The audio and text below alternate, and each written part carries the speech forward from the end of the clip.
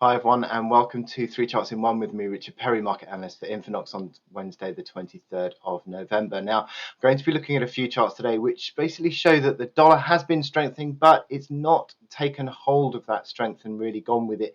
It's starting to retreat once more, and I'm going to show you that through euro dollar. Going to be looking at the gold price and also looking at S&P 500 futures as well. So straight into it with this euro dollar chart. Seen the sharp dollar weakness actually since the beginning of November. Just a little bit of a recovery in the dollar in the last week, basically in the last few days. But then that put into question what the markets were going to do around their key breakout levels. You can see this key breakout which came above 101 figure to 102 figure on euro dollar, which effectively means that I think it's turned around. I think that break through 101 to 102 figure and the subsequent break also above the 103.70 figure area, 103.70, really does mean that euro dollar is in recovery mode now, and the retreat back towards the breakout levels of support 101 to 102 are holding. And look at this RSI now still above that 60 mark, which is important. Holding above the 50 mark and into the 60s is strong momentum, and it still, I think, continues to suggest that we're in this recovery phase. It's picked up in the last, from yesterday, up from 102.20, and that has really helped to sustain this recovery momentum, and I think it's a positive move.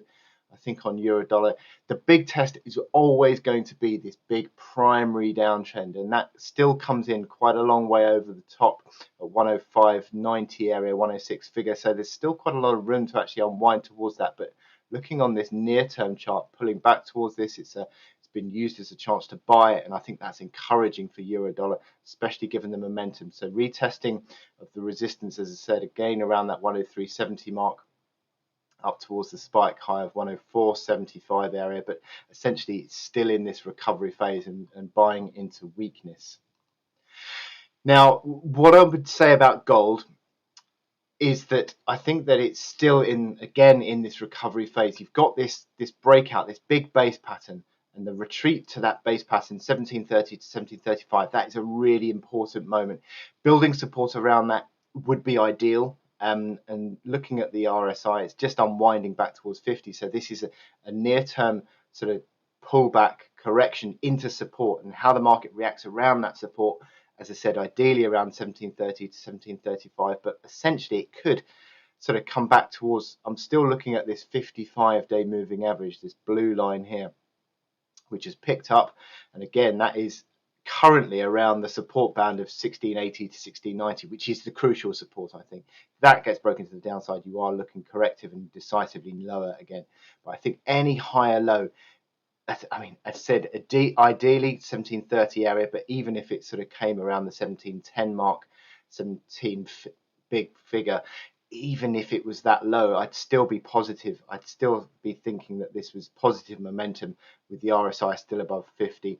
That continues to hold. We're still in this recovery phase, and this base pattern implies a target of 1844, which is way up here.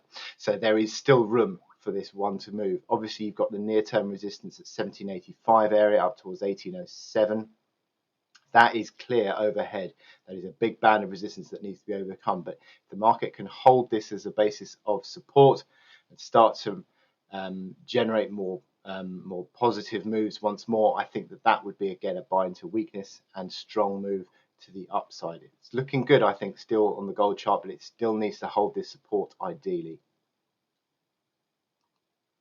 And finally, S&P 500 futures. Well, we've been in this uptrend phase. It's a little bit of a consolidation play at the moment, but it's consolidating above the key band of the breakout, the near-term breakout, which came around 39.35, which was this sort of pivot area really that I've got in blue here. And it's holding that pivot. It's holding above the uptrend. It's holding above 50 on the RSI. It's not as positive as, say, for example, the DAX is, and the big main reason for that is the NASDAQ and the tech stocks are a significant underperforming drag on US markets at the moment that European markets don't have, and the S&P 500 also does have that big tech weighting as well. So that's the drag on that, but certainly at the moment, what we see is that I think there's just consolidating. Nice positive candle yesterday.